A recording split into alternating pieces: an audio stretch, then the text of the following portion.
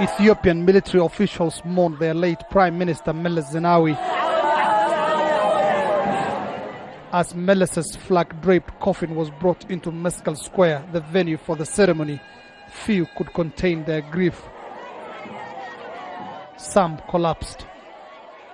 The coffin was accompanied by mourning relatives, including his widow Azeb Mesfin, seen here being comforted by officials. Dozens of foreign leaders and dignitaries, including at least 20 African presidents, were here to pay their last respects to Meles Zenawi, and they paid him a glowing tribute. His was a life of immense courage, vision, and enterprise, which he devoted to the advancement of his fellow citizens in this country and across Africa. This is a painful period for the people of Ethiopia to lose such a young leader, a patriot, and a visionary.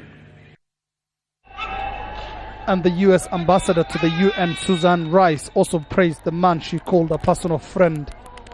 In his children and in all children, Meles saw the promise of renewal and the power of hope. But critics of Meles say he was a dictator who jailed members of the opposition and went after independent journalists. These are some of the mourners who turned out to bid a final farewell to their late Prime Minister. While some are from Addis Ababa, others are from the other regions of Ethiopia. And they are now joining a procession that will escort the body to its final resting place. The burial took place at Addis Ababa's Holy Trinity Church, where some of the country's most prominent leaders are buried. And with Meles's funeral over, attention will now turn to Ethiopia's future and the issue of who will succeed him. Analysts say his chosen successor, Haile Mariam Desalegn, will at best be a placeholder. The 47-year-old Haile Mariam, who is currently acting Prime Minister, is from southern Ethiopia. It's not clear if the old guard in the ruling party will allow him to keep the post after 2015, when the country holds its next election.